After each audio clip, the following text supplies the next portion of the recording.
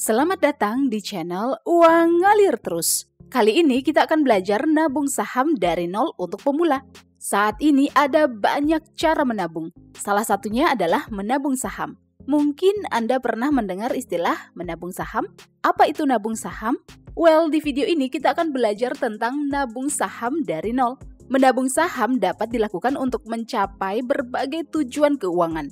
Menabung saham artinya Anda membeli saham secara rutin dan menyimpannya dalam jangka waktu tertentu, misalnya 1 tahun, 2 tahun, 3 tahun, 5 tahun, atau bahkan 10 tahun.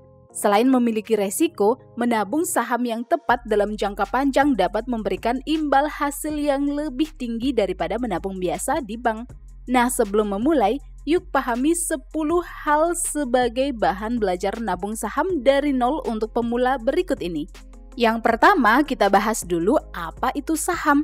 Saham adalah bukti seseorang memiliki bagian modal suatu perusahaan. Ketika Anda membeli saham sebuah perusahaan, Anda menjadi pemegang saham, yang artinya Anda memiliki hak atas sebagian aset perusahaan sesuai jumlah saham Anda.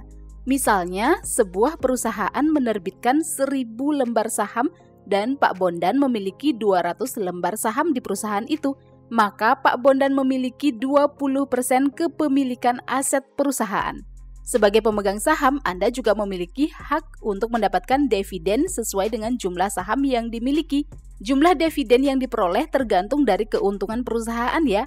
Harga saham berubah-ubah naik dan turun karena adanya transaksi jual beli saham itu sendiri. Kalau dulu beli saham itu harus nelpon broker untuk order saham yang diinginkan. Sekarang udah lebih mudah nih, karena Anda bisa beli saham secara online melalui handphone loh. Yang kedua, kita bahas yuk kenapa nabung saham. Kenapa memilih nabung saham daripada nabung biasa? Ya tentu saja karena potensi untungnya lebih tinggi daripada tabungan biasa. Rekening tabungan biasa menawarkan bunga yang relatif lebih rendah. Sementara itu, berinvestasi di saham dapat memberikan kemungkinan keuntungan lebih besar dalam jangka panjang. Saham juga menawarkan kesempatan untuk menjadi bagian dari pemilik perusahaan. Sebagai pemegang saham, kita juga bisa mendapatkan dividen, yaitu pembagian keuntungan. Jika kinerja perusahaan baik, maka harga saham akan meningkat dan kita bisa mendapatkan untung besar saat menjual saham tersebut di masa mendatang. Tapi ingat ya, potensi untung besar seringkali dibarengi dengan resiko yang besar pula. Untuk mendapatkan keuntungan tersebut, Anda perlu belajar banyak tentang strategi investasi saham, cara memilih saham perusahaan, dan manajemen resiko. Yang ketiga, resiko dan imbal hasil. Sebelum mulai menabung saham, Anda perlu belajar tentang resiko dan imbal hasil. Salah satu resiko nabung saham adalah ketidakpastian nilai saham. Yap, nilai saham dapat berubah-ubah dalam waktu singkat karena berbagai faktor seperti kondisi ekonomi, kinerja perusahaan, peristiwa geopolitik, dan sentimen investor. Jadi ada resiko nilai saham Anda turun tiba-tiba dan bisa bikin rugi atau loss sementara. Kenapa sementara? Ya, karena saham belum dijual.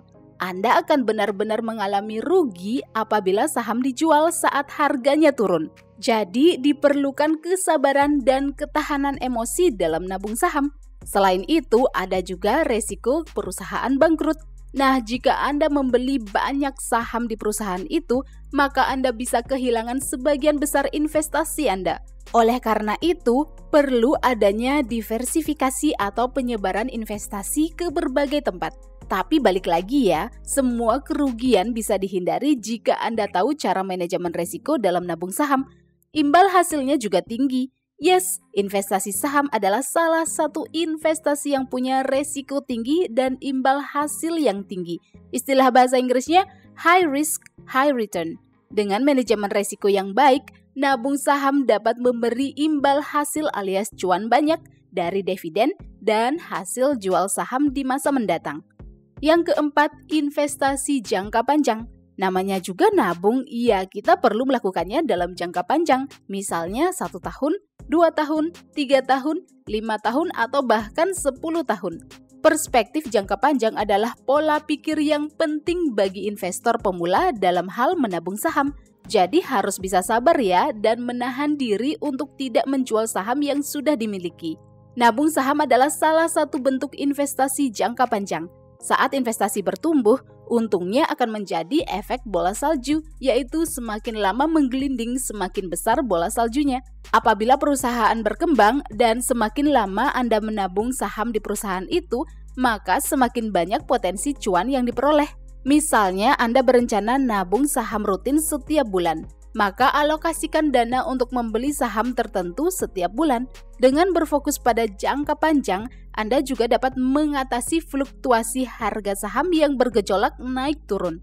Yang kelima, kita bahas jenis-jenis saham. Sebagai pemula, kita perlu mengenal jenis-jenis saham. Secara umum, ada 2 jenis saham, yaitu saham biasa dan saham preferen. Saham biasa atau disebut juga common stock adalah jenis saham yang paling umum dikeluarkan oleh sebuah perusahaan. Jadi saham-saham yang biasa diperjualbelikan di pasar saham itu kebanyakan adalah saham biasa. Sedangkan saham preferen atau disebut juga preferred stocks adalah saham pilihan yang merupakan gabungan antara saham dan obligasi. Pemegang saham preferen memiliki klaim yang lebih besar atas aset dan pendapatan perusahaan dibandingkan dengan pemegang saham biasa. Selain jenis saham biasa dan preferen, ada juga jenis saham blue chip. Blue chip stock adalah saham yang dikeluarkan oleh perusahaan-perusahaan dengan reputasi tinggi. Ada juga jenis saham income stock, yaitu saham unggulan yang selalu membayar dividen lebih besar daripada periode sebelumnya. Dividen adalah pembagian laba untuk pemegang saham ya. Berikutnya ada saham growth stocks, yaitu jenis saham perusahaan yang pertumbuhan pemasukannya tinggi. Nah, beberapa contoh saham di Indonesia adalah BBCA, yaitu saham Bank BCA, KLBF, yaitu saham milik PT Kalbe Farma, UNVR, yaitu saham PT Unilever Indonesia, GGRM, yaitu saham PT Gudang Garam, TLKM, yaitu saham PT Telkom Indonesia, dan masih banyak saham-saham lainnya. Yang keenam, yuk kita bahas cara memulai nabung saham. Untuk memulai nabung saham, Anda perlu membuka rekening saham di salah satu perusahaan sekuritas. Membuka rekening saham dapat dilakukan dengan mendatangi kantor sekuritas atau secara online melalui website dan platform online trading milik perusahaan sekuritas. Ada banyak perusahaan sekuritas di Indonesia yang dapat menjadi perantara perdagangan saham atau yang disebut broker. Pilih sekuritas yang sudah memiliki izin dari Otoritas Jasa Keuangan atau disingkat OJK. Beberapa contoh perusahaan sekuritas di Indonesia adalah BNI Sekuritas, BCA Sekuritas, Maybank Kim Eng Sekuritas, Mirai Aset Sekuritas Indonesia, Indo Primer Sekuritas, Mandiri Sekuritas, dan masih ada lagi. Dalam memilih sekuritas, perhatikan juga biaya transaksi jual dan belinya ya. Setelah punya akun rekening saham, Anda bisa mulai membeli saham. Harga yang tertera adalah harga per lembar. Anda bisa membeli saham dengan satuan lot. Nah, satu lot sama dengan 100 lembar. Misalnya, harga saham perusahaan A adalah Rp1.000 per lembar. Jadi, Anda bisa membeli minimal satu lot dengan total harga Rp100.000 per lot. Yuk kita bahas yang ketujuh, yaitu mengenal diversifikasi. Saat nabung saham, Anda perlu melakukan diversifikasi. Apa itu diversifikasi? Nah, diversifikasi adalah penyebaran investasi di berbagai saham untuk mengurangi resiko. Istilah populernya adalah jangan menaruh telur dalam satu keranjang. Jika keranjang itu jatuh, Anda tidak akan kehilangan semua telur karena tidak menaruhnya dalam satu keranjang. Jadi sebaiknya Anda membeli beberapa saham di beberapa industri yang berbeda. Hindari menghabiskan semua uang Anda untuk membeli satu saham saja ya. Dengan melakukan diversifikasi saat investasi saham, Anda tidak meletakkan semua telur dalam satu keranjang. Berinvestasi pada beberapa saham berbeda dapat membantu mengimbangi kerugian apabila satu saham nilainya sangat turun. Kita tidak pernah tahu apa yang terjadi di masa depan ya. Bahkan perusahaan dengan reputasi bagus pun bisa saja merugi atau bahkan bangkrut karena banyak faktor loh. Jadi melakukan diversifikasi itu penting banget dalam dunia investasi saham. Yang kedelapan, review portofolio. Setelah memiliki satu akun investasi saham dan mulai membeli saham, Anda akan memiliki portofolio. Nah, portofolio ini berisi kumpulan saham yang Anda miliki. Sebuah portofolio saham akan menunjukkan profil resiko dari investor tersebut. Anda bisa melihat apakah Anda memiliki profil resiko yang tinggi atau rendah dari portofolio Anda. Tujuan dari portofolio saham adalah untuk menganalisis apakah memiliki resiko yang tinggi atau rendah, memudahkan menghitung presentasi return atau imbal hasil, mengetahui kinerja investasi yang baik, mengetahui perkembangan pasar saat ini, serta memaksimalkan keuntungan investasi. Untuk mendapatkan hasil saham yang maksimal, tentunya Anda harus meluangkan waktu untuk melakukan review dan analisis portofolio secara rutin. Dengan mengecek portofolio secara rutin, Anda bisa mengetahui harga saham terkini dan menyusun strategi yang tepat untuk menghasilkan lebih banyak cuan. Yang ke-9, memilih saham untuk pemula. Selalu upgrade pengetahuan adalah salah satu kunci keberhasilan dalam investasi saham.